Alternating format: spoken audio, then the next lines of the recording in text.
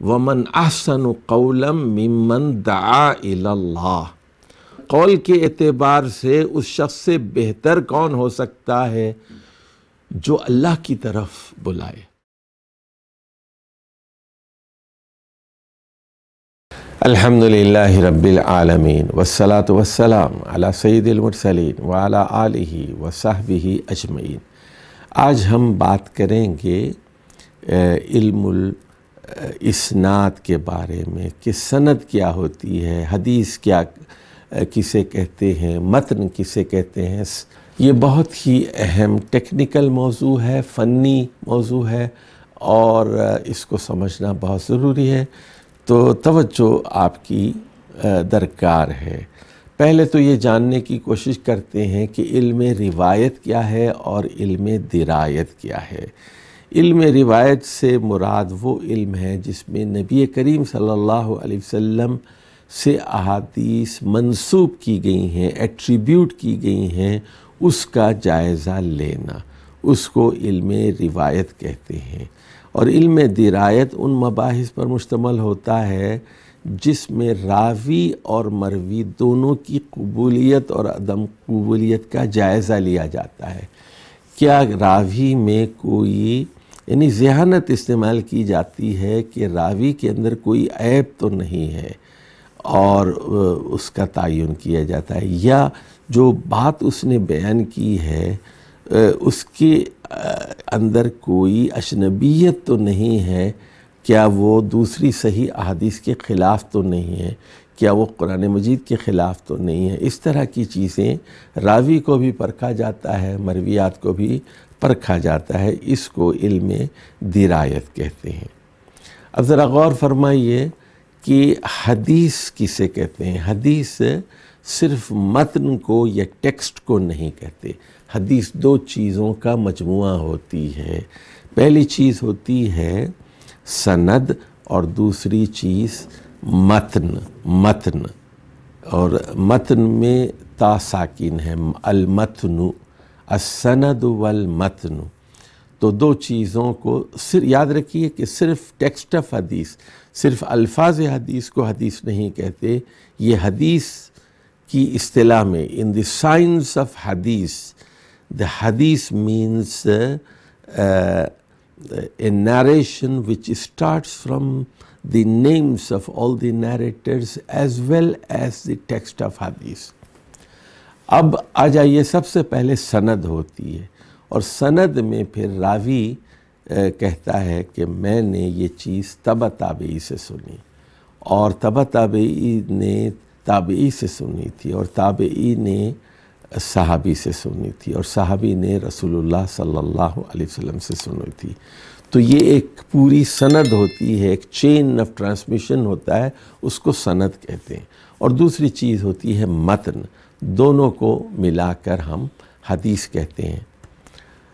اب اس کے بعد سند کے لغوی معنی تو سہارے کے ہیں، لیکن اصطلاحی معنی یہ ہے راویوں کا وہ سلسلہ جو تبع تابعی، تابعی، صحابی سے ہو کر متن کے اس مقام تک پہنچتا ہے جو رسول اللہ صلی اللہ علیہ وسلم سے منسوب ہے، اس کو ہم سند کہتے ہیں۔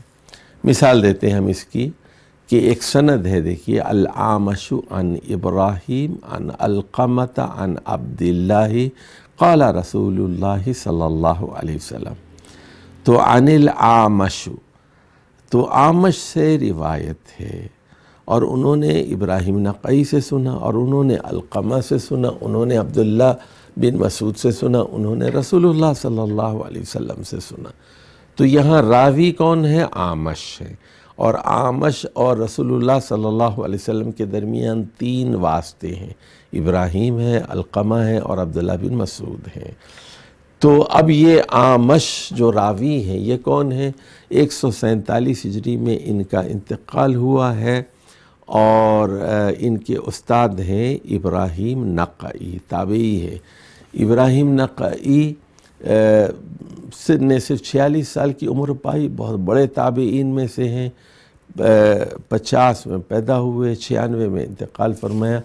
اور ابراہیم نقعی کے استاد ہیں حضرت علقمہ، جو تابعی ہیں۔ تابعی ہیں، اور ان کا انتقال 62 ہجری میں ہوا ہے، اور ان کے استاد ہیں حضرت عبداللہ بن مسعود رضی اللہ تعالیٰ عنہ، جن کا انتقال 32 ہجری میں ہوا، اور حضرت عبداللہ بن مسعود صحابی ہیں، اور انہوں نے علم حاصل کیا ہے رسول اللہ صلی اللہ علیہ وسلم سے۔ اب یہ حدیث آپ کے کی سند آپ کے سامنے آ گئی، الاعمش عن ابراہیم عن علقمہ عن عبداللہ قال رسول اللہ صلی اللہ علیہ وسلم۔ اس پورے جو 4 نام آپ کو ملے ہیں اس کو سند کہتے ہیں۔ اب آ جائیے متن کی بات کرتے ہیں ہم۔ متن کا لغوی مطلب تو ہوتا ہے زمین کا وہ سخت حصہ جو سطح سے کچھ بلند ہو، اور متن کے لیکن اصطلاحی معنی یہ ہوتے ہیں کلام کا وہ حصہ جو سند کے اختتام سے شروع ہوتا ہے، یعنی دراصل یہ وہ متن ہوتا ہے جو رسول اللہ صلی اللہ علیہ وسلم سے منسوب کیا گیا ہے، الفاظ کا وہ مجموعہ ہے۔ اب ذرا دیکھیے ایک حدیث صحیح بخاری کی، حدثنا عبداللہ بن یوسف، امام بخاری کہتے ہیں کہ ہم سے حضرت عبداللہ بن یوسف نے بیان کیا، عن مالکن، اور عبداللہ بن یوسف نے امام مالک سے روایت کیا، عن ابی زناد، اور امام مالک نے حضرت ابو زناد سے روایت کیا، عن الاعرج، اور ابو زناد نے عارج سے روایت کیا، عن ابی ہریرہ قال، اور انہوں نے حضرت ابو ہریرہ سے روایت کیا، ان رسول اللہ صلی اللہ علیہ وسلم قال، کہ رسول اللہ صلی اللہ علیہ وسلم نے بیان فرمایا، اذا شرب الکلب فی اناء احدکم فلیغسلہ سبعا، اذا شرب الکلب فی اناء احدکم فلیغسلہ سبعا، اگر کتا آپ کے کسی برتن میں منہ ڈالے تو تم لوگوں کو چاہیے کہ 7 مرتبہ اس کو دھو لے، 7 مرتبہ۔ ایک روایت میں یہ ہے کہ 7 مرتبہ دھو لے۔ تو یہاں دیکھیے اذا شریب الکلب سے آخر میں کیا آ رہا ہے، فلیغسلہ سبعا، 7 مرتبہ دھو لو۔ تو اذا سے لے کے سبعا تک کے جو الفاظ ہیں اس کو متن حدیث کہتے ہیں۔ اب آ جائیے بہت ہی اہم بات اسناد کے بارے میں، چین آف ٹرانسمیشن۔ تو دین اسلام بالخصوص علم حدیث میں اسناد کی بڑی اہمیت ہے۔ دین کی بنیاد قرآن اور صحیح احادیث پر ہے۔ احادیث کے سلسلے میں یہ جاننا ضروری ہے کہ فی الواقع یہ بات جو رسول اللہ صلی اللہ علیہ وسلم سے منسوب کی گئی ہے، کیا واقعی یہ بات آپ نے کہی تھی یا واقعی یہ بات آپ نے کی تھی، اور کیا اس کو صحیح طور پر رسول اللہ صلی اللہ علیہ وسلم سے منسوب کیا گیا ہے یا نہیں، کیونکہ ہمیں معلوم ہے کہ کوئی غلط بات اگر آپ سے منسوب کر دی جائے تو ایسے شخص کا ٹھکانہ دوزخ ہے۔ تو ٹرانسمیشن میں یہ چیز دیکھی جاتی ہے۔ پہلی صدی ہجری تک صحابہ موجود تھے، تابعین موجود تھے، جھوٹ نہیں تھا، تو کوئی شخص صحابہ سے غلط بات منسوب نہیں کرتا تھا۔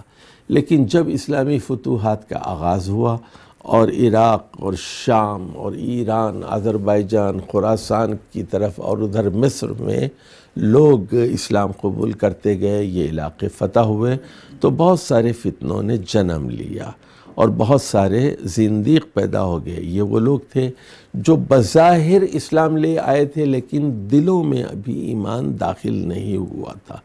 پھر بتدریج فرقے بھی وجود میں آنے لگے، اور جبریہ آ گئے، قدریہ آ گئے، معتزلی پیدا ہو گئے، اہل تشیع، پھر رافضی پیدا ہو گئے، وغیرہ وغیرہ۔ تو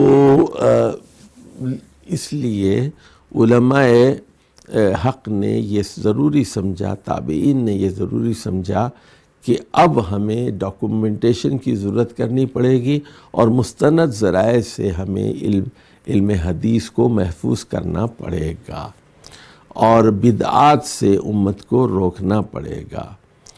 تو جب کوئی حدیث بیان کی جائے گی تو پھر سند کے ساتھ بیان کی جائے گی۔ چنانچہ امام مالک، جن کا انتقال 179 ہجری میں ہوا ہے، کہتے ہیں سب سے پہلے اسناد کا استعمال حضرت ابن شہاب زہری تابعی نے فرمایا 124 ہجری میں، اور پھر یہ اسناد کا یہ علم تبع تابعین اور ان کے بعد کے علماء کے لیے ضروری ٹھہرایا گیا، اور اس کے نتیجے میں علم حدیث نے ترقی کی۔ اب ہم بات کرتے ہیں حضرت ابن شہاب زہری کے بارے میں۔ ان کا انتقال 124 ہجری میں ہوا ہے، تو یہ پہلی صدی ہجری کا دور صحابہ اور تابعین ہے۔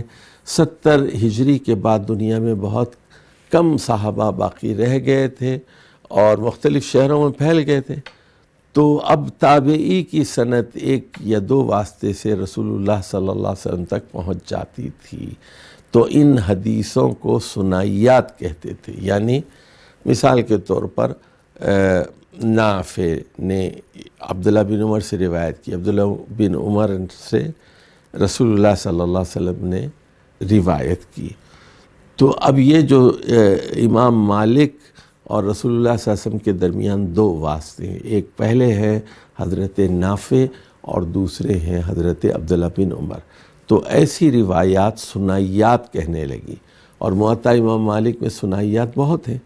پھر اب وقت آگے بڑھ رہا ہے، وقت کا دریا بڑھ رہا ہے، ہر 3 سال کے بعد ایک نئی نسل آ جاتی ہے، تو اب تبع تابعین کا دور آیا، تو دوسری صدی میں تابعین، تبع تابعین اور تبع تابعین کے نام اور ان کے حالات زندگی محفوظ کیے جانے لگے، اور امت مسلمہ فخر کر سکتی ہے کہ اس نے رسول اللہ صلی اللہ علیہ وسلم کی ان روایات کو محفوظ کیا۔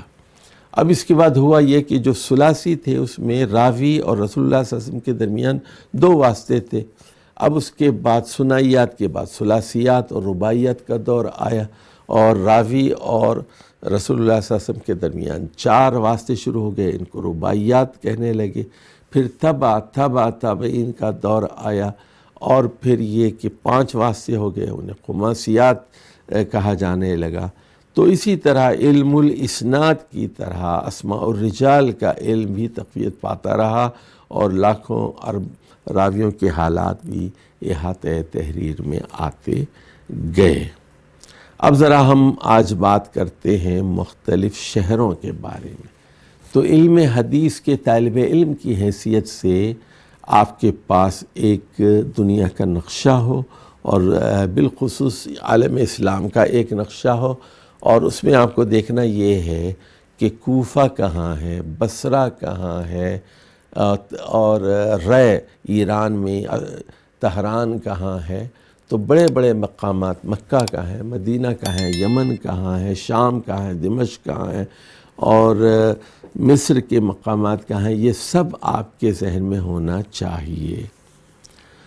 اور اب ذرا ہم دیکھتے ہیں کہ یہ جو صحابہ کرام تھے یہ مختلف شہروں میں پھیل گئے، کوئی یمن چلا گیا، کوئی بغداد بننے سے پہلے عراق چلا گیا، بغداد تو 100 سال بعد بنا، لیکن کچھ بصرہ اور کچھ کوفہ چلے گئے، کچھ شام کی طرف ہجرت کر کے گئے، بعض صحابہ خراسان میں مدفون ہیں، بعض ایران میں مدفون ہیں، بعض آذربائیجان میں، اور بعض صحابہ مصر میں مدفون ہیں، بعض فلسطین میں مدفون ہیں۔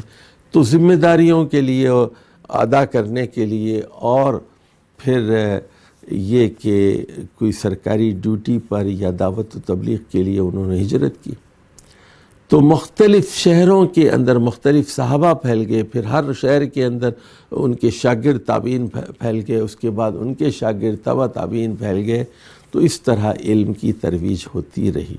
تو سب سے پہلے ہم بات کریں گے مدنی سندوں کے بارے میں، مدینہ منورہ کی حدیثوں کے بارے میں۔ تو یہ مدینہ منورہ رسول اللہ صلی اللہ علیہ وسلم کا شہر ہے۔ رسول اللہ صلی اللہ علیہ وسلم کے بعد حضرت ابوبکر، حضرت عمر اور حضرت عثمان کی خلافت یہاں رہی، 35 ہجری تک یہ دارالخلافہ رہا، اور اس کے بعد پھر حضرت علی نے دارالخلافہ وہاں سے منتقل کر کے کوفہ کر دیا۔ تو مدینے کی بہترین سند کیا ہے؟ تو امام مالک تبع تابعی ہیں، جب وہ نافع سے روایت کرتے ہیں اور حضرت نافع عبداللہ بن عمر سے روایت کرتے ہیں اور وہ رسول اللہ صلی اللہ علیہ وسلم سے روایت کرتے ہیں، تو پھر اس کو ایک پختہ سند سمجھا جاتا ہے۔ تو مالک عن نافع عن عبداللہ بن عمر من رسول اللہ صلی اللہ علیہ وسلم، مدینے کی دوسری پختہ اور سخت سند ہے امام زہری تابعی ہیں، اور وہ علی بن حسین زین العابدین سے روایت کرتے ہیں، اور وہ اپنے والد حسین سے، اور وہ اپنے والد حضرت علی کرم اللہ وجہ سے۔ تیسری جو ثقہ روایت ہے وہ امام زہری کی ہے، عن سالم بن عبداللہ اور عن ابی۔ تو وہ امام زہری حضرت سالم بن عبداللہ سے روایت کر رہے ہیں، اور سالم بن عبداللہ اپنے والد حضرت عبداللہ بن عمر رضی اللہ تعالیٰ عنہ سے روایت کر رہے ہیں۔ اسی طرح دیکھیے امام زہری جب سعید بن مسیب سے روایت کرتے ہیں، یہ بھی تابعی ہیں، اور حضرت سعید بن مسیب حضرت ابو ہریرہ سے روایت کریں، تو مدینے کے یہ بہت بڑے امام ہیں امام زہری۔ ان کے استاد کون ہیں؟ سعید بن مسیب رئیس التابعین ہیں، مخزومی ہیں، ان کے والد بھی صحابی تھے، اور مسیب، اور ان کے دادا بھی صحابی تھے حسن، اور 94 یا 96 میں ان کا انتقال ہوا ہے، اور یہ حضرت ابو ہریرہ سے روایت کر رہے ہیں۔ دیکھیے 5ویں سند مدینے کی عبید اللہ بن عمر بن حفص بن عاصم بن عمر بن خطاب۔ تو حضرت عمر کے پوتے ہیں حفص، اور ان کے پوتے ہیں عبید اللہ، یہ روایت کرتے ہیں حضرت قاسم بن محمد بن ابی بکر سے۔ قاسم بن محمد حضرت ابو بکر کے پوتے ہیں، اور محمد بن ابی بکر کے بیٹے ہیں، اور وہ پھر حضرت عائشہ سے روایت کرتے ہیں۔ تو محمد بن ابی بکر حضرت عائشہ کے بھائی ہیں، اور قاسم بن محمد حضرت عائشہ کے بھائی کے بیٹے ہیں، بھتیجے ہیں۔ تو یہ بھی ایک اچھی سند ہے، پختہ سند ہے مدینے کی۔ اسی طرح جب امام زہری محمد بن مسلم شہاب الزہری جب عروہ بن زبیر سے روایت کریں اور وہ حضرت عائشہ سے روایت کریں، تو یہ بھی ایک پختہ سند ہوگی۔ عروہ بن زبیر جیسا کہ آپ جانتے ہیں حضرت عائشہ کی بہن کے بیٹے ہیں، حضرت اسماء کے بیٹے ہیں، حضرت زبیر بن عوام عشرہ مبشرہ میں سے ہیں، ان کے بیٹے ہیں۔ اب دیکھتے ہیں کہ مدینہ منورہ میں تدوین حدیث کا کام کس نے کیا۔ تو دو تین نام بڑے اہم ہیں۔ ایک تو محمد بن اسحاق ہیں، یہ مدنی ہیں لیکن بعد میں عراق چلے گئے تھے، اور امام زہری اور قاسم بن محمد بن ابی بکر سے روایت کی، اور ان کے شاگردوں میں حضرت یحییٰ بن سعید اور دونوں سفیان ہیں، سفیان ثوری اور سفیان بن عیینہ۔ اور اسی طرح دیکھیے محمد بن عبد الرحمن بن مغیرہ بن ابی ذئب القرشی العامری بھی ایک مشہور عالم دین ہیں، تابعین میں سے ہیں۔ یہ اکرمہ، نافع اور زہری سے روایت کرتے ہیں، اور یہ بھی مدینے کے ہیں۔ امام مالک کو کون نہیں جانتا، مدینے میں پیدا ہوئے، مدینے میں انتقال کیا۔ ان کی کتاب بڑی مشہور ہے الموطا، اور یہ بھی وہ بزرگ ہستی ہے جنہوں نے نبی کریم صلی اللہ علیہ وسلم کو مدینہ منورہ میں کتابت کی شکل دی۔ تو یہ تھی جناب مدینے کی داستان۔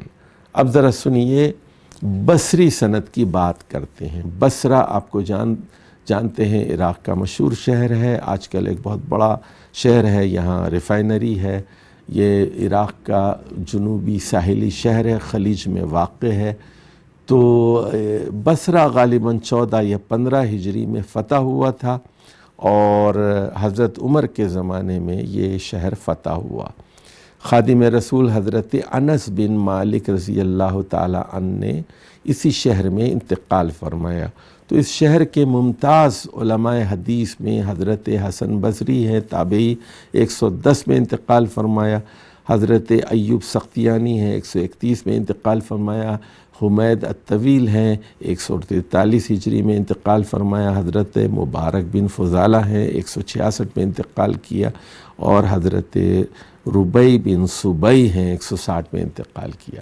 اب ذرا دیکھتے ہیں یہاں بصرہ کی مشہور ترین سند کیا ہے اور یہاں کے بڑے علماء کون ہیں۔ تو محمد بن سیرین، ابن سیرین آپ جانتے ہیں، مشہور تابعی ہیں، 110 ہجری میں انتقال کیا ہے۔ یہ عبیدہ بن عمرو السلمانی سے روایت کرتے ہیں جو تابعی ہیں، 72 میں انتقال کیا، اور یہ حضرت علی بن ابی طالب رضی اللہ تعالیٰ عنہ سے روایت کرتے ہیں۔ دوسری اہم سند ہے ہشام بن ابی عبداللہ، 148 میں ان کا انتقال ہوا ہے، اور یہ قتادہ بن دعامہ تابعی سے روایت کرتے ہیں جن کا انتقال 118 میں ہوا۔ وہ مشہور صحابی خادم رسول حضرت انس بن مالک رضی اللہ تعالی عنہ سے روایت کرتے ہیں، ان کا انتقال 93 ہجری میں ہوا۔ بصرہ میں تدوین حدیث کا کام کئی بزرگوں نے انجام دیا، لیکن اس میں 4 بہت مشہور ہیں۔ ایک تو حضرت سعید بن ابی عروبہ مہران الیشکوری ہیں، 156 میں انتقال کیا، متعدد کتابوں کے مصنف ہیں، اور مشہور تابعی حضرت قتادہ بن دعامہ کی احادیث کے یہ حافظ ہیں۔ ربیع بن سبیع 160 ہجری میں انہوں نے انتقال کیا۔ امام حسن بصری، ابن سیرین، عطا اور حمید الطویل کے شاگرد ہیں، اور ان سے پھر حضرت عبداللہ بن مبارک، امام وکیع، ابو داؤد طیالسی اور حضرت سفیان ثوری نے روایت کی ہے۔ دیکھیے کتنے بڑے لوگ ہیں اور کتنا بڑا علم کا ان کے پاس سرمایہ ہے۔ ایک بہت بڑا نام حضرت شعبہ بن حجاج الواسطی ثم البصری، 160 ہجری میں انتقال کیا۔ یہ روایت کرتے ہیں حضرت اعمش سے، سفیان ثوری سے، امام جعفر الصادق سے، ثابت البنانی سے، اسماعیل بن علیہ وغیرہ سے، اور شعبہ بن حجاج سے روایت کرتے ہیں امام ابو داؤد، عبد الرحمن بن مہدی، وکیع اور ایوب سختیانی۔ اسی طرح دیکھیے حماد بن سلمہ بن دینار ہیں، 176 میں انہوں نے انتقال کیا۔ یہ حمید الطویل اور ثابت البنانی کے شاگرد ہیں۔ ان سے امام ابن جریج مکی، حضرت عبداللہ بن مبارک، عبد الرحمن بن مہدی اور ابو داؤد طیالسی روایت کرتے ہیں۔ تو مدینہ کا تذکرہ ہم نے کیا اور بصرہ کا تذکرہ ہم نے کیا۔ اب شامی سندوں کی طرف آتے ہیں۔ شامی سند، شام کا شہر دمشق حضرت ابو بکر صدیق کے آخری ایام میں اور حضرت عمر کے ابتدائی ایام میں فتح ہوا۔ حضرت خالد بن ولید اور حضرت ابو عبیدہ الجراح نے اس شہر کو فتح کیا، اور حضرت امیر معاویہ رضی اللہ تعالی عنہ نے دمشق ہی کو دارالخلافہ بنایا۔ 41 ہجری میں حضرت علی کی شہادت کے بعد یہ اور پھر حضرت حسن کی دستبرداری کے بعد حضرت معاویہ خلیفہ ہو گئے، اور 41 ہجری سے لے کر 132 ہجری تک یہ دارالخلافہ رہا۔ تو شام میں کئی صحابہ آ کر آباد ہو گئے تھے، جن میں مشہور نام یہ ہے حضرت ابو دردہ انصاری رضی اللہ تعالیٰ عنہ جن کا انتقال 35 ہجری میں ہوا، حضرت عبادہ بن صامت رضی اللہ تعالیٰ عنہ جن کا انتقال 34 ہجری میں ہوا، حضرت ابو امامہ الباہلی جن کا انتقال 86 ہجری میں ہوا، حضرت عوف بن مالک اشجعی رضی اللہ تعالیٰ عنہ، اور ان کا انتقال 73 ہجری میں ہوا۔ تو دیکھیے شام ایک اہم ترین شہر ہے، اور یہاں کے امام حضرت امام اوزاعی ہیں، فقہ کے بڑے امام ہیں۔ امام ابو حنیفہ کے اہم اثر ہے۔ امام ابو حنیفہ کا انتقال 150 میں ہوا، امام اوزاعی کا 157 میں، اور امام اوزائی روایت کرتے ہیں حسن بن عطیہ سے اور وہ مختلف صحابہ سے۔ امام اوزائی شام کے قاضی تھے یہ، اور کئی استاد ہیں ان کے، حضرت نافع ہیں، قتادہ ہیں، عطا ہے، ابن سیرین ہیں، امام زہری ہیں، یحییٰ بن سعید انصاری وغیرہ ہیں۔ اور امام اوزائی کے شاگردوں میں امام مالک ہیں، شعبہ بن حجاج ہیں، عبداللہ بن مبارک ہیں، ابو الزناد ہیں، اور امام عبد الرزاق الصنعانی ہیں۔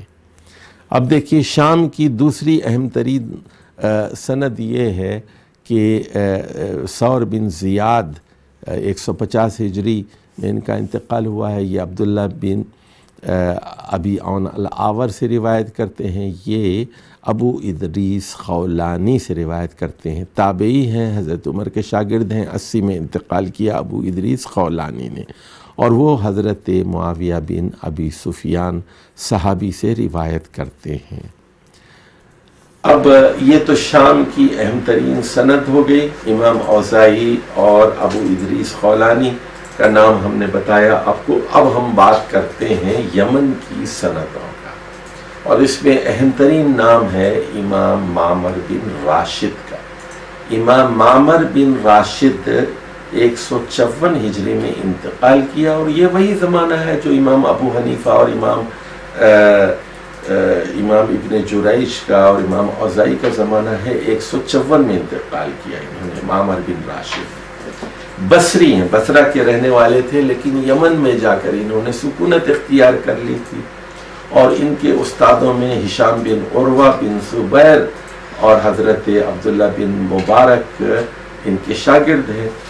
تو یمن کی دوسری بڑی شخصیت معمر بن راشد کے بعد ہے حضرت عبد الرزاق بن حمام الصنعانی کی، جنہوں نے مصنف عبد الرزاق مرتب کی، حدیث کی مشہور کتاب مصنف، اور عبد الرزاق بن حمام الصنعانی امام مالک سے، معمر بن راشد سے اور سفیان ثوری وغیرہ سے روایت کرتے ہیں، اور ان کی فضیلت یہ ہے کہ یہ امام احمد بن حنبل کے استاد ہیں، امام اسحاق بن راہویہ کے استاد ہیں، اور امام وکیع کے استاد ہیں، عبد الرزاق صنعانی۔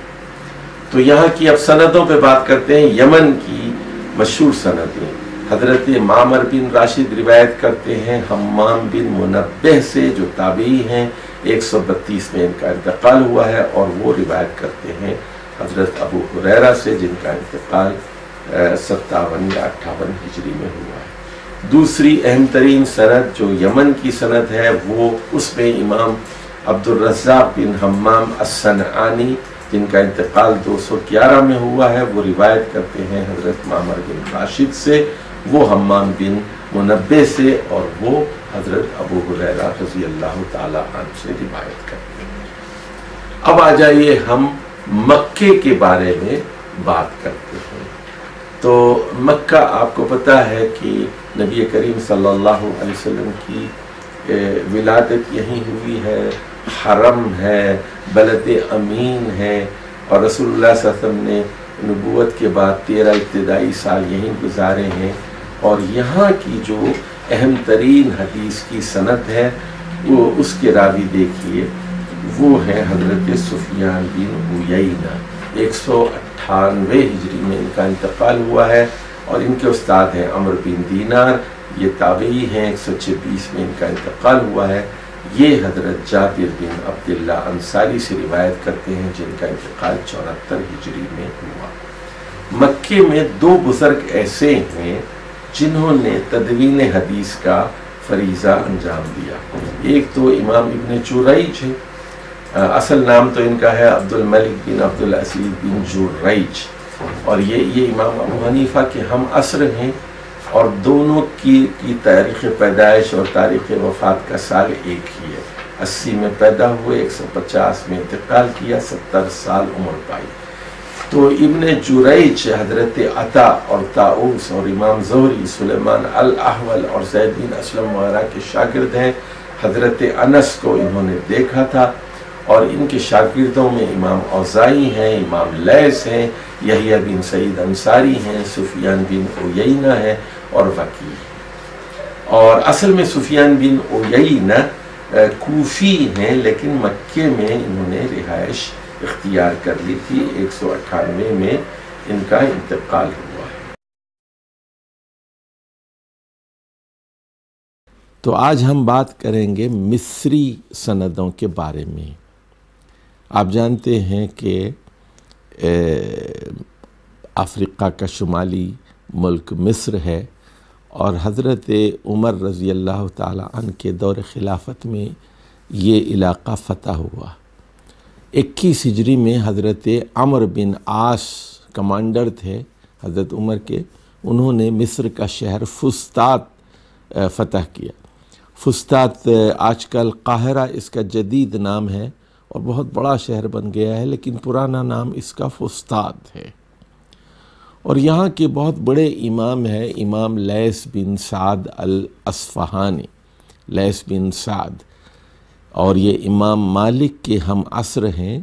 175 ہجری میں ان کا انتقال ہوا ہے، جبکہ 179 میں 4 سال بعد امام مالک کا انتقال ہوا ہے۔ تو اصبہانی ہے، ہجرت کر کے مصر میں آباد ہو گئے تھے، اور حضرت لیث حدیث اور فقہ دونوں کے امام ہیں، اور ان کا فقہی مذہب بھی مصر میں رائج رہا، اور ان کے شاگردوں میں حضرت اشہب بن عبدالعزیز ہیں جن کا انتقال 204 ہجری میں ہوا، امام شافعی کا بھی 204 میں ہوا، اور ابن لہیہ ہے جن کا انتقال 174 ہجری میں ہوا، ان سے پہلے 1 سال ہوا۔ اب مصر کی صحیح ترین حدیث کی سند یہ ہے۔ لیث بن سعد 175 میں انتقال ہوا، امام لیث بن سعد، اور یہ روایت کرتے ہیں حضرت یزید بن ابی حبیب سے جن کا انتقال 128 ہجری میں ہوا، اور یہ روایت کرتے ہیں حضرت ابو الخیر سے جو تابعی ہیں، مرثد بن عبداللہ الیزنی، 90 ہجری میں ان کا انتقال ہوا ہے، اور یہ روایت کرتے ہیں حضرت عقبہ بن عامر الجہنی، صحابی ہیں جن کا انتقال 60 ہجری میں ہوا ہے۔ تو یہ ہے، دیکھیے لیث بن سعد اور کی جو سند ہے یہ صحیح ترین سند سمجھی جاتی ہے۔ اور مصر میں تدوین حدیث کا کام 2 بزرگوں نے کیا، اور وہ بہت معروف ہیں۔ ایک تو حضرت لیث بن سعد ہیں، جیسے کہ میں نے کہا کہ 175 میں ان کا انتقال ہوا ہے۔ حضرت نافع تابعی ہیں، عطا تابعی ہیں، قتادہ تابعی ہیں، زہری ہیں، امام زہری ہیں، ماجشون وغیرہ کے یہ شاگرد ہیں، اور حضرت لیث بن سعد کے شاگردوں میں ہیں حضرت اشہب بن عبدالعزیز، عبداللہ بن وہب اور ابن لہیہ۔ اور دوسرا بڑا نام ہے حضرت عبداللہ بن وہب کا، یہ بھی مصر میں آ گئے تھے، 197 ہجری میں ان کا انتقال ہوا، اور یہ بھی حضرت لیث بن سعد کے شاگرد ہیں۔ اب آ جائیے کوفے کی سندیں۔ تو کوفہ حضرت عمر ہی کے زمانے میں فتح ہوا۔ اصل میں یہ ایک چھاونی تھی، کنٹونمنٹ فوج کی، اور حضرت عمر بن خطاب رضی اللہ تعالیٰ نے حضرت عبداللہ بن مسعود کو کوفہ معلم بنا کر بھیجا تھا، اور حضرت عثمان کی شہادت کے بعد حضرت علی نے مدینہ منورہ کے بجائے کوفے کو دارالخلافہ بنا دیا۔ تو اس شہر کو 4 چاند لگ گئے۔ ظاہر ہے کہ جب کوئی خلافہ دارالخلافہ بن جاتا ہے تو وہاں بہت سارے لوگ آ جاتے ہیں، خلیفہ آ جاتا ہے، شورا آ جاتی ہے، اور مشورے ہوتے ہیں، اور انتظامیہ وہاں آ جاتی ہے۔ تو 35 ہجری سے 40 ہجری تک 5 سال کوفہ دارالخلافہ رہا۔ تو یہاں حضرت علی بھی موجود تھے، حضرت عبداللہ بن مسعود پہلے آ چکے تھے یہاں، اس کے علاوہ بھی بہت سارے صحابہ کوفہ آ کر آباد ہو گئے، جیسے حضرت عبداللہ بن ابی اوفا وغیرہ ہیں۔ اور کوفے کے جو مشہور علماء حدیث ہیں وہ ان میں حضرت سفیان ثوری ہیں، 161 میں ان کا انتقال ہوا ہے۔ حضرت اعمش ہیں، 147 ہجری میں ان کا انتقال ہوا ہے، اور مسعر بن کدام ہے 153 ہجری میں ان کا انتقال ہوا ہے، اور حضرت سفیان ثوری کے استادوں میں اعمش ہے، حمید الطویل ہے، حماد بن ابی سلیمان بھی ہیں۔ اور یہ بھی آپ کو معلوم ہونا چاہیے کہ امام ابو حنیفہ رحمہ اللہ بھی کوفے ہی کے آدمی ہیں، کوفے ہی میں پیدا ہوئے، 80 میں پیدا ہوئے، لیکن ان کی وفات بغداد کی جیل میں ہوئی 150 ہجری میں۔ لیکن امام ابو حنیفہ حدیث کے لیے مشہور نہیں ہے بلکہ فقہ کے لیے مشہور ہیں۔ تو محدثین کا ایک طریقہ یہ ہوتا ہے کہ وہ سندوں کے ساتھ حدیث بیان کرتے ہیں، اور حدیث کے حافظ ہوتے ہیں، حدیث کو لکھتے ہیں، اور کئی لاکھ حدیثیں ان کو یاد ہوتی ہیں، اور وہ شاگردوں کو پڑھاتے ہیں۔ اس کے برخلاف امام ابو حنیفہ فتوے دیا کرتے تھے، علم حدیث سے وہ واقف تھے، لیکن حدیث کو لکھنا اور اس کو بیان کرنا اور لوگوں کو تعلیم دینا، اس کے بجائے یہ فقہی مسائل اور استنباط، قرآن سے استنباط اور احادیث سے استنباط، یہ ان کا تخصص تھا۔ دیکھیے سفیان ثوری کے شاگردوں میں حضرت عبداللہ بن مبارک بھی ہیں، امام اوزاعی بھی ہیں، امام مالک جیسے لوگوں نے بھی ان سے روایت کی ہے۔ سفیان ثوری محدث بھی ہیں اور فقیہ بھی ہیں، اور ان کا فقہی مذہب بھی رائج رہا ہے۔ اب کوفے کی جو اہم ترین سندیں ہیں، ذرا ہم اس پر بات کرتے ہیں۔ پہلی سند دیکھیے، حضرت اعمش روایت کرتے ہیں حضرت ابراہیم نخعی تابعی سے، اور وہ حضرت علقمہ تابعی سے روایت کرتے ہیں، اور وہ حضرت عبداللہ بن مسعود صحابی سے روایت کرتے ہیں، اور وہ رسول اللہ صلی اللہ علیہ وسلم سے۔ اعمش کا انتقال 147 ہجری میں ہوا ہے، اور حضرت ابراہیم کا 96 ہجری میں۔ تابعی ہیں ابراہیم نخعی، رئیس التابعین کہلاتے ہیں، اور وہ شاگرد ہیں علقمہ کے، جو 62 ہجری میں ان کا انتقال ہوا۔ یہ سینئر ترین تابعین میں سے ہیں، اور وہ شاگرد ہیں حضرت عبداللہ بن مسعود کے، 32 ہجری میں ان کا انتقال ہوا ہے۔ اب دیکھیے کوفے کی دوسری جو بڑی اہم سند ہے، وہ ہے حضرت سفیان ثوری روایت کرتے ہیں منصور بن معتمر سے۔ سفیان ثوری کا انتقال 161 ہجری میں ہوا ہے، اور ان کے استاد منصور بن معتمر کا انتقال 132 ہجری میں ہوا ہے، اور وہ حضرت ابراہیم نخعی تابعی سے روایت کرتے ہیں۔ ابراہیم نخعی کا انتقال 96 ہجری میں ہوا ہے، اور وہ علقمہ بن قیس سے روایت کرتے ہیں جن کا انتقال 62 ہجری میں ہوا ہے، اور وہ حضرت عبداللہ بن مسعود سے جن کا انتقال 32 ہجری میں ہوا ہے۔ تو یہ ہے دیکھیے کوفے کی اہم ترین پختہ سند۔ اب ہم بات کرتے ہیں خراسانی سند کے بارے میں۔ اچھا، خراسان سے مراد وہ علاقہ ہے جو ایران کے شمال مشرق میں واقع ہے۔ تو اس زمانے میں یہ ایک پورا صوبہ ہوتا تھا، آج کل یہ کئی ملکوں میں تقسیم ہو گیا ہے۔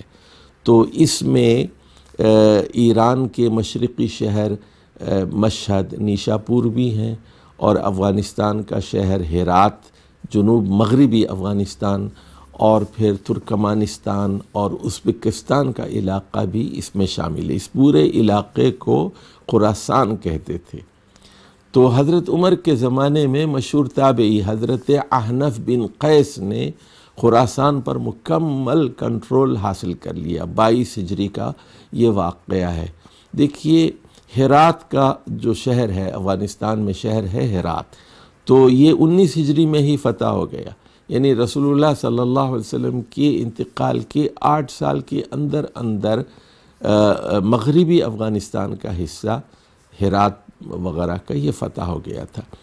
تو آپ اندازہ کر سکتے ہیں کہ خراسان پر کنٹرول میں 2-4 سال اور لگے، اور 22 ہجری میں مکمل کنٹرول حاصل ہو گیا۔ تو یہاں کی خراسان کی صحیح ترین حدیث کی سند ہے حسین بن واقد، 157 ہجری میں ان کا انتقال ہوا ہے، اور یہ روایت کرتے ہیں حضرت عبداللہ بن بریدہ رضی اللہ رحمہ اللہ سے، جن کا انتقال 105 یا 115 میں ہوا ہے، وہ اپنے والد حضرت بریدہ بن حصیب رضی اللہ تعالی عنہ سے روایت کرتے ہیں، اور بریدہ بن حصیب کا انتقال خراسان ہی کے علاقے میں ہوا ہے۔ یہ یعنی مجاہدین میں سے شامل ہیں، صحابی رسول ہیں۔ 63 ہجری میں ان کا انتقال ہوا حضرت بریدہ کا۔ تو حضرت بریدہ سے ان کے بیٹے روایت کرتے ہیں عبداللہ بن بریدہ، اور ان سے حسین بن واقد روایت کرتے ہیں۔ خراسان میں تدوین حدیث کا کام کرنے والوں میں ایک تو حضرت عبداللہ بن مبارک المروزی ہیں، 181 ہجری میں ان کا انتقال ہوا ہے۔ عبداللہ بن مبارک مروزی مرو کے رہنے والے تھے، اور جیسا کہ آپ جانتے ہیں مرو ترکمانستان کا ایک شہر ہے، اور یہاں کے لوگ مروزی کہلاتے ہیں، اور انہوں نے حدیثوں کو لکھا اور مرتب کیا، مدون کیا عبداللہ بن مبارک نے۔ یہ امام مالک، امام اوزاعی، امام اعمش، حمید الطویل اور ہشام بن عروہ کے شاگرد ہیں، اور خود عبداللہ بن مبارک رحمہ اللہ کے شاگردوں میں امام احمد، امام اسحاق بن راویہ، سعید قطان اور فضیل بن عیاض رحمہ اللہ ہیں۔ اب آ جائیے، اب ہم بات کرتے ہیں واسط کی۔ واسط تو واسط کوفہ اور بصرہ کے درمیان ایک نیا شہر آباد کیا گیا تھا۔ حجاج بن یوسف نے اس شہر کو آباد کیا، واسط نام رکھا، اور واسط کا مطلب وسط میں ہے، درمیان میں، اس لیے واسط نام رکھا۔ تو یہاں پر حضرت حشیم بن بشیر رحمہ اللہ نے تدوین حدیث کا کام کیا۔ 188 ہجری میں ان کا انتقال ہوا ہے۔ ان کے استادوں میں حضرت اعمش ہیں، عاصم احول ہیں، عمر بن دینار ہیں، اور حشیم بن بشیر کے شاگردوں میں امام مالک ہیں، اور امام شعبہ بن حجاج ہیں، امام سفیان ثوری ہیں، حضرت عبداللہ بن مبارک ہیں، امام وکیع ہیں، سعید بن منصور ہیں، اور حضرت علی بن مدینی ہیں۔ اب بات کرتے ہیں ہم رے کی۔ رے اور رے کے بہت بڑے علماء گزرے ہیں، ایک بہت بڑا زرخیز شہر رہا ہے ایران کا، اور یہاں کے باشندے رازی کہلاتے ہیں رے کے۔ آج کل رے کھنڈروں کا نام ہے، اور اس کے ساتھ ہی متصل ایک بہت بڑا شہر بن چکا ہے جس کو آپ تہران کہتے ہیں۔ تو رے میں، ایران میں تدوین حدیث کا کام حضرت قاضی جریر بن عبد الحمید الدبی نے کیا۔ 188 ہجری میں ان کا انتقال ہوا ہے۔ تبع تابعی ہیں، اور وہاں کے وہ قاضی تھے، جج تھے، اور یہ شاگرد ہیں حضرت اعمش کے، عاصم الاحول کے، منصور بن معتمر کے، اور یحییٰ بن سعید انصاری کے شاگرد ہیں۔ اور قاضی جریر بن عبد الحمید الدبی کے شاگردوں میں امام اسحاق بن راویہ ہیں، علی المدینی ہیں، اور یحییٰ بن معین ہے۔ اب یہاں سندوں کی بات ہو رہی ہے، تو یہاں ایک دلچسپ سنہری زنجیر بھی اماموں کی دیکھ لیجئے۔ فقہ کے 3 اماموں کی سنہری زنجیر ہے، اور یہ بھی سلسلۃ الذہب ہے کہ حضرت امام احمد بن حنبل، جن کا انتقال 241 ہجری میں ہوا ہے، وہ اپنے استاد امام شافعی سے حدیث روایت کرتے ہیں، اور امام شافعی کا انتقال 204 ہجری میں ہوا ہے، اور امام شافعی اپنے استاد امام مالک سے روایت کرتے ہیں جو تبع تابعی ہیں، اور امام مالک روایت کرتے ہیں حضرت نافع بن ہرمز سے جو تابعی ہیں۔ 117 ہجری میں ان کا انتقال ہوا ہے، اور ان سے روایت کرتے ہیں حضرت عبداللہ بن عمر رضی اللہ تعالی عنہ، صحابی رسول ہیں۔ 73 ہجری میں ان کا انتقال ہوا ہے۔ اب ذرا دیکھیے، ایک بہت ہی اہم چارٹ آپ کے سامنے ہے یہاں، اس چارٹ کو ذرا دیکھیے، اس سے آپ کو حدیثوں کو سمجھنے میں مدد ملے گی۔ اور یہاں اس کا مقصد کیا ہے، اس چارٹ کو لانے کا ذرا اس کو بھی سمجھ لیجئے۔ تو اکثر لوگ یہ سمجھتے ہیں کہ جیسے مثال کے طور پر انما الاعمال بالنیات ہے، یہ جو متن ہے اس کو حدیث سمجھتے ہیں وہ. لیکن میں نے پہلے بتایا تھا کہ علم حدیث میں صرف متن کو، صرف ٹیکسٹ کو حدیث نہیں کرتے، بلکہ پوری سند پلس متن دونوں کے مجموعے کو حدیث کہتے ہیں. تو دیکھیے مثال کے طور پر یہ بات بڑی مشہور ہے کہ امام بخاری رحمہ اللہ نے 5 لاکھ احادیث میں سے 7,000 سے کچھ زیادہ حدیثوں کا انتخاب اپنی صحیح البخاری میں کیا. تو لوگ کہتے ہیں دیکھیے کہ امام بخاری نے 4,93,000 حدیثیں مسترد کر دی تھی نا، اور صرف 7,000 کا انتخاب کیا. تو وہ یہ سمجھتے ہیں کہ وہ ساری جھوٹی حدیثیں تھیں، غلط حدیثیں تھیں. نہیں، یہ بات نہیں ہے، بلکہ یہ مختلف سندیں تھیں. ایک ہی متن کی حدیث وہ کوفے میں ملتی تھی، مکے میں ملتی تھی، مدینے میں ملتی تھی، مختلف صحابہ سے ملتی تھی، مختلف تابعین سے ملتی تھی، اور تبع تابعین سے ملتی تھی. تو سندیں بہت ہو گئیں، ایک حدیث کی 100 سندیں ہوتی تھیں. تو ان سب کو ایلیمینیٹ کیا گیا، اور اس میں جو اہم ترین اور پختہ چیزیں تھیں، موٹی چیزیں، ان ڈپلیکیشن کو نکال دیا گیا، مکررات کو نکال دیا گیا. تو ایک ہی متن کی اگر 100 حدیثیں تھیں تو اس میں سے 93 کو نکال دیا، 93 کو، اور 7 رکھ لی. تو 5 لاکھ میں سے اس طرح 7,000 حدیثوں کا انتخاب کیا گیا، یعنی 7,000 سندوں کا انتخاب کیا گیا. اور یہ جو 7,000 ہے اس میں بھی تکرار ہے، ایک حدیث 4 5 مرتبہ بھی آئی ہے، 7 مرتبہ بھی آئی ہے، ٹکڑوں میں بھی آئی ہے. لیکن اگر مکررات کو نکال دیں تو صحیح بخاری میں احادیث کوئی 2,500 کے قریب ہے. اب دیکھیے ہم اگلے صفحے پر ایک چارٹ آپ کو ملے گا، اس میں ایک حدیث بیان کی گئی ہے، اور اس کی یہ 28 حدیثیں ہیں. متن ایک ہے اور حدیثیں 28 ہیں، اور 11 صحابہ نے اس کو روایت کیا ہے، 13 تابعین نے، 28 تبع تابعین نے اس کو روایت کیا. چونکہ 28 تبع تابعین نے روایت کیا ہے اور سندیں مختلف ہو گئی ہیں، اس کو علم حدیث میں 28 الگ حدیثیں کہتے ہیں.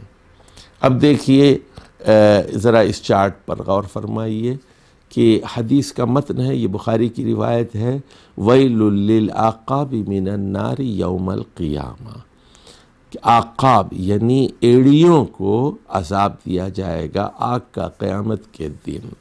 اگر ایڑیاں خشک رہیں گی، ایڑیوں کو دھویا نہیں جائے گا تو، اور اس کے بغیر نماز قبول نہیں ہوتی، وضو کے بغیر، طہارت کے بغیر، تو ایڑیوں کا دھونا بہت ضروری ہے، اس کو خشک نہیں رکھا جا سکتا. تو یہ بخاری کی حدیث ہے، وَيْلٌ لِّلْعَقَابِ مِنَ النَّارِ يَوْمَ الْقِيَامَةِ. اب آپ دیکھ رہے ہیں کہ 11 صحابہ اس حدیث کو روایت کر رہے ہیں. حضرت یزید بن ابی سفیان ہیں، حضرت خالد ہیں، شرحبیل بن حسنہ ہیں، حضرت عمرو بن عاص ہیں، حضرت جابر بن عبداللہ ہیں، حضرت عبداللہ بن حارث رضی اللہ تعالیٰ عنہ ہیں، حضرت عبداللہ بن عمرو بن عاص ہیں، حضرت معیقیب ہیں، حضرت عائشہ صدیقہ رضی اللہ تعالیٰ عنہا ہے، حضرت ابو ہریرہ رضی اللہ تعالیٰ عنہ ہیں، اور حضرت ابو امامہ باہلی رضی اللہ تعالیٰ عنہ. اور پھر اس کے بعد کئی تابعین اس کی روایت کر رہے ہیں، کئی تابعین، اور اس کے بعد 28 تبع تابعین اس حدیث کی روایت کر رہے ہیں. تو دیکھیے کہ محدثین کس طرح سندوں کو جمع کرتے ہیں. ایک ہی متن کی حدیثیں ان کو ملتی ہیں، تمام سندوں کو وہ لکھ لیتے ہیں، متن کو لکھ لیتے ہیں، اور دیکھتے ہیں کہ متن میں کیا اختلاف ہے، سندوں میں کیا اختلاف ہے. تو یہ ایک بہت ہی باریک علم ہے. تو خلاصہ کلام اس گفتگو کا یہ ہے کہ علم حدیث کے 2 حصے ہوتے ہیں. علم حدیث میں حدیث اس کو کہتے ہیں جو 2 حصوں پر مشتمل ہو، ایک سند یعنی چین، اور دوسرے متن جس کو ٹیکسٹ کہتے ہیں۔ صرف متن کو علم حدیث میں حدیث نہیں کہتے، بلکہ دونوں کے مجموعے کو کہتے ہیں۔ اور سند مختلف راویوں سے ہوتے ہوئے اوپر کی طرف تبع تابعی، پھر صحابی اور پھر رسول اللہ صلی اللہ علیہ وسلم کی طرف پہنچ جاتی ہے۔ اور تو حدیث کو صحیح یا حسن یا ضعیف یا جھوٹی یا موضوع قرار دینے سے پہلے سند کے ایک ایک رکن اور ایک ایک راوی کا جائزہ لینا ضروری ہوتا ہے۔ بعض اوقات ایک ہی متن کی، ایک ہی ٹیکسٹ کی کئی حدیثیں ہوتی ہیں اور کئی سندیں ہوتی ہیں، تو اس پر آپ کی نگاہ ہونی چاہیے۔ انشاءاللہ اب ہم آپ کو اگلے باب میں بتائیں گے کہ 7 کثیر الروایت صحابہ کی سندیں کیا ہیں، اور ہم نے ایک مبتدی طالب علم کو سمجھنے کے لیے مختلف چارٹ بنا دیے ہیں۔ ذرا ان چارٹس کا ذرا بغور مطالعہ فرمائیے۔ والسلام علیکم ورحمۃ اللہ وبرکاتہ۔